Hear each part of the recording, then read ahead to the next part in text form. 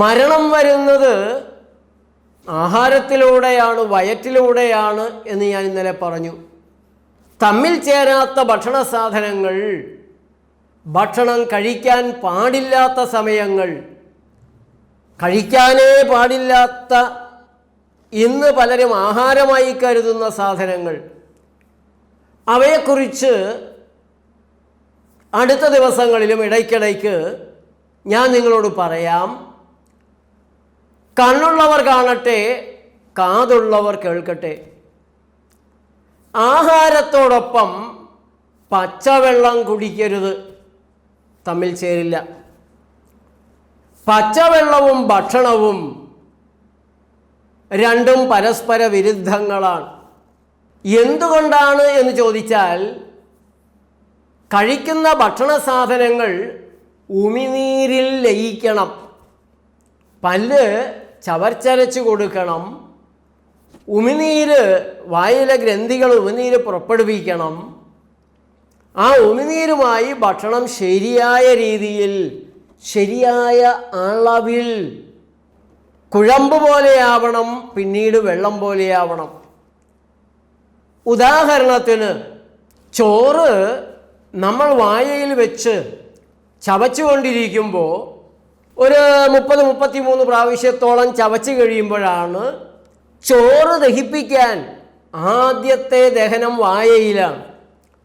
Salivary ഗ്ലാൻഡുകളിൽ നിന്ന് റ്യാലിൻ എന്ന് പറഞ്ഞ ദഹനരസം ഒഴുകി വന്ന് ഈ ചോറിന് ഒരു രുചിയുമില്ല എന്ന് നമ്മൾ കരുതുന്ന ചോറിന് മധുര രുചി വരുത്തും. അപ്പോഴാണത് ഉള്ളിലേക്ക് കുടിക്കേണ്ടത്. ആഹാരം കുടിക്കണം, വെള്ളം കഴിക്കണം, തിന്നണം. ഇപ്പോൾ ആഹാര സാധനങ്ങൾ വേണ്ടത്ര ചവച്ചരച്ച് ഉമിനീർ ഗ്രന്ഥികൾ അതാത് ഭക്ഷണ സാധനത്തിന് ആവശ്യമായ ദഹനരസങ്ങൾ ആദ്യമേ നൽകണം. ആ ദഹനരസങ്ങളിൽ വെള്ളം കലരുന്നത് ആവശ്യത്തിന്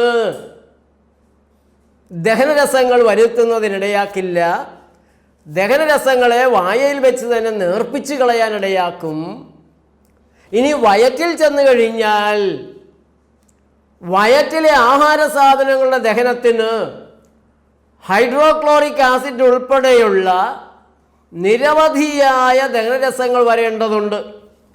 ഏതാണ്ട് 20-22 തരത്തിലുള്ള വിവിധങ്ങളായ ദഹനരസങ്ങളാണ് പ്രധാനമായും നമ്മുടെ ആമാശയത്തിൽ വന്നു ചേരേണ്ടത്. ആ ദഹനരസങ്ങൾ ഏത് ഭക്ഷണമാണ് വന്നിരിക്കുന്നത് എന്ന് ആദ്യത്തെ തലച്ചോറും രണ്ടാമത്തെ തലച്ചോറായ നമ്മുടെ ഗട്ടും ചേർന്ന് തീരുമാനിക്കുന്നതാണ്. കരളിൽ നിന്ന് വരേണ്ടതുണ്ട്. ഏത് തരം ഭക്ഷണമാണ് എന്ന് കൃത്യമായി സെൻസ് ചെയ്ത് കഴിഞ്ഞാൽ മാത്രമാണ് ആ പ്രത്യേക തരം ഭക്ഷണത്തിനാവശ്യമായ ദഹനരസത്തെ പുറപ്പെടുവിക്കാൻ കഴിയുക. ദഹനത്തെക്കുറിച്ച് പ്രത്യേകമായി ഞാനൊരു വീഡിയോ ചെയ്യുന്നു എന്നുള്ളത് കൊണ്ട് ഞാൻ കൂടുതൽ വിശദാംശങ്ങളിലേക്ക് ഇപ്പോൾ കടക്കുന്നില്ല. നിങ്ങൾ ആഹാര സാധനങ്ങളെ വെള്ളവുമായി ചേർത്ത് ഉള്ളിലേക്കിടുമ്പോൾ ഏത് ഭക്ഷണ സാധനങ്ങളാണ് എന്ന് തിരിച്ചറിയാൻ പ്രയാസം വരും. തന്നെയുമല്ല, ഈ ദഹനരസങ്ങളെയെല്ലാം നേർപ്പിച്ച് കളയാൻ, അതിൻ്റെ വീര്യം കുറയ്ക്കാൻ പച്ചവെള്ളം ഇടയാക്കുകയും ചെയ്യും. ഭക്ഷണം കഴിക്കുന്നവർക്ക് പെട്ടെന്ന് തന്നെ കഴിച്ചു തീർക്കാൻ പുട്ടുവായിൽ വെക്കുക, വെള്ളം കുടിക്കുക, നനയ്ക്കുക, വിഴുങ്ങുക, കാര്യം എളുപ്പമായിരിക്കാം. പക്ഷേ നിങ്ങളുടെ ആമാശയവും ചെറുകുടലും ഈ ഒരു പ്രക്രിയ കൊണ്ട് ബുദ്ധിമുട്ടിലാകുന്നുണ്ട്, ദഹനപ്രയാസമുണ്ടാകുന്നുണ്ട്. കാലക്രമേണ അത് ഗ്യാസ് ട്രബിളിലേക്കും അതേപോലെ സ്വാംശീകരണ പ്രശ്നങ്ങളിലേക്കും ഒക്കെ നിങ്ങളെ തള്ളിയിടാനിടയുണ്ട്. ദഹനശേഷി കുറഞ്ഞ ആളുകൾക്കാണ് ഇത് പെട്ടെന്ന് തിരിച്ചറിയാൻ സാധിക്കുക. എന്ന് കരുതി വെള്ളമൊട്ടും കുടിക്കാതെ ഉണക്ക ഭക്ഷണം തന്നെ കഴിക്കണം എന്ന് കരുതിയാലും തെറ്റി. വായയിലിട്ട് ചവച്ചരച്ച് 33 പ്രാവശ്യമെങ്കിലും നിങ്ങൾ ഒരാഹാര സാധനത്തെ ചവച്ചരയ്ക്കേണ്ടതുണ്ട്. അതിനൊക്കെ നേരമുണ്ടോ എന്ന് ചോദിച്ചാൽ നേരമില്ലാത്തവർ തിന്നുന്ന സമയം കൂടി ഞങ്ങൾ ലാഭിച്ചുകൂടെ? അതല്ലേ വേണ്ടത്. നേരവും സമയവും എല്ലാം എടുത്ത് ആരോഗ്യത്തിന് വേണ്ടിയാണ്, നാളത്തെ എൻ്റെ രക്തമജ്ജ മാംസാദികളായി മാറാൻ വേണ്ടിയിട്ടുള്ള അർച്ചനയാണ്, ഏറ്റവും പുണ്യമുള്ള ഒരു പ്രവൃത്തിയാണ്, ഏറ്റവും പ്രധാനപ്പെട്ട ഒരു പ്രവൃത്തിയാണ്. ഉള്ളിലിരിക്കുന്നതാണ് ഭഗവാൻ, പള്ളിയിലും അമ്പലത്തിലും ഇരിക്കുന്നതല്ല. എൻ്റെ ഉള്ളിൽ തന്നെയുണ്ട് ഭഗവാൻ. ഇതൊരു ക്ഷേത്രമാണ്. പരിശുദ്ധമായി തന്നെ ഞാനിതിനോട് പെരുമാറണം. അഴുക്കുള്ളതൊന്നും ഉള്ളിലേക്ക് ഇട്ടുകൊടുക്കരുത്, തമ്മിൽ ചേരാത്തത് ഇട്ടുകൊടുക്കരുത്, ഗുണം ചെയ്യാത്തത് ഇട്ടുകൊടുക്കരുത്, ദ്രോഹം ചെയ്യുന്നത് ഒട്ടുമേ ഇട്ടുകൂടാ. അപ്പോൾ ആ ഒരു പ്രക്രിയയിലാണ് നാം ആഹാരത്തോടൊപ്പം പച്ചവെള്ളം കുടിക്കരുത്. നിങ്ങൾക്ക് വേണമെങ്കിൽ രസമാവാം, കഞ്ഞിവെള്ളമാവാം, സൂപ്പുകളാവാം. അത് ഇളം ചൂടിന് കഴിച്ചാൽ ശരീരത്തിൽ ദഹനത്തിനാവശ്യമായൊരു ചൂട്, ആ ചൂടെങ്കിലും ദഹനപ്രക്രിയയ്ക്ക് സഹായമായിട്ട് മാറും. ദഹനരസങ്ങളെ അവ അങ്ങനെ നേർപ്പിക്കില്ല, കാരണം അതും ദഹനം ആവശ്യമുള്ള ഒരാഹാരമായിട്ട് മാറുന്നുണ്ട്.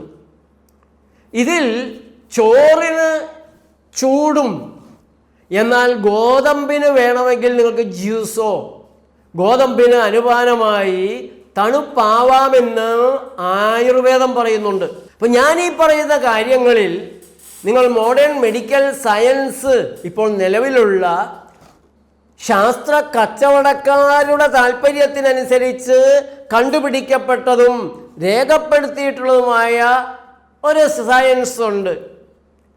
ഞാൻ പറയുന്ന ഒട്ടുമിക്ക കാര്യങ്ങളും അതിലെനിക്ക് തെളിയിക്കാൻ കഴിയുന്ന കാര്യങ്ങളാണ്. മെഡിക്കൽ ടെക്സ്റ്റുകളിലുള്ള കാര്യങ്ങളൊക്കെ തന്നെയാണ് ഞാൻ പറയുക. പക്ഷെ ഈ കാര്യങ്ങൾ, വിരുദ്ധാഹാരം എന്നുള്ള കാര്യങ്ങൾ അവിടെ കാണാൻ കഴിയില്ല എന്നുള്ളൊരു കാര്യം ഞാൻ നിങ്ങളോട് ആദ്യമേ പറയാം. എന്തുകൊണ്ടാണെന്ന് ചോദിച്ചാൽ, ആയുർവേദം മഹർഷീശ്വരന്മാരാൽ സമ്മാനിക്കപ്പെട്ടതാണ്, ആയുർവേദ വൈദ്യന്മാരാൽ പരിപോഷിപ്പിക്കപ്പെട്ടതാണ്. അവർക്ക് കച്ചവട താല്പര്യം ഉണ്ടായിരുന്നില്ല. ഉണ്ടെങ്കിൽ തന്നെ എൻ്റെ അന്നത്തിന്, ഈ ഒരു ചാൺ വയറിൻ്റെ കാര്യത്തിൽ മാത്രമാണ് അവർക്ക് താല്പര്യം ഉണ്ടായിരുന്നത്. അങ്ങനെ കോടിക്കണക്കിന് സ്വത്തുകൾ ചികിത്സയിലൂടെ വാരിക്കൂട്ടിയ ഒരായുർവേദ ആചാര്യനെയും ഒരായുർവേദ വൈദ്യനെയും നിങ്ങൾക്ക് കാണിച്ചു തരാൻ സാധിക്കില്ല കേട്ടോ.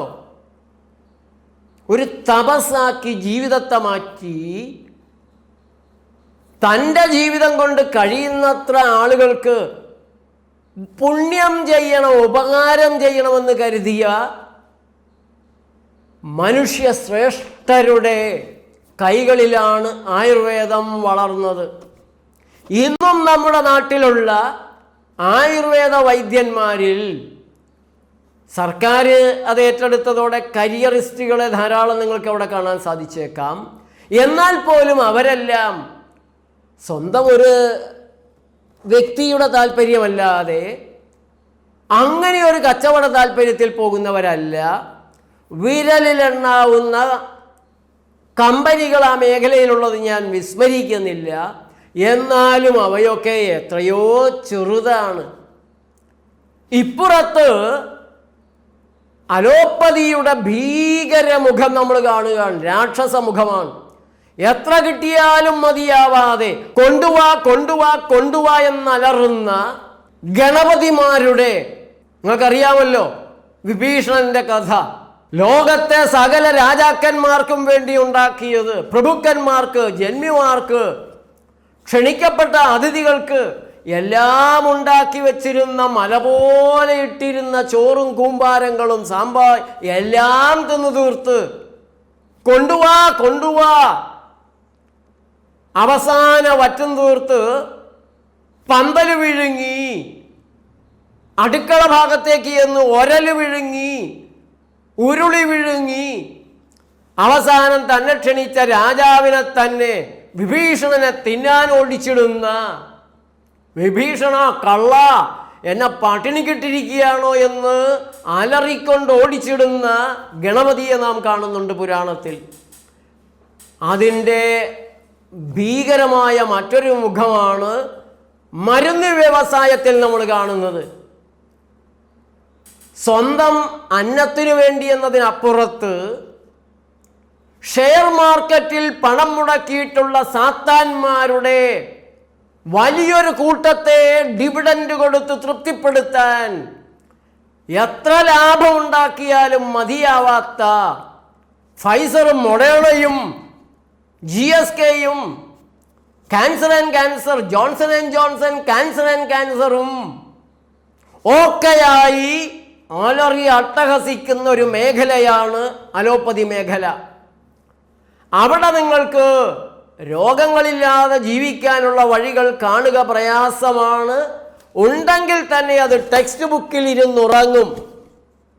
പ്രാക്ടീസിൽ, അലോപ്പതി പ്രാക്ടീസിൽ മോഡേൺ മെഡിക്കൽ സയൻസ് വരില്ല, ഇല്ല. അത് രണ്ടും രണ്ടാണ്.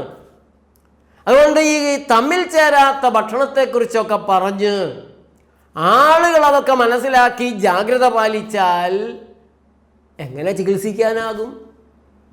മീനും മോരും ചേർത്ത് കഴിച്ചാണ് NCC കാഡറ്റുകൾ 100-ലധികം പേര് ആശുപത്രിയിലായത്.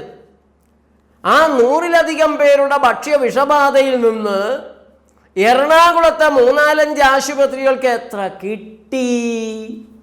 അവിടെയുണ്ട് ചികിത്സയുടെ പിന്നിലുള്ള കച്ചവട താല്പര്യം. നാട് മുഴുവൻ മനുഷ്യർ വിരുദ്ധാഹാരങ്ങൾ കഴിച്ച് രോഗികളാകുന്നു.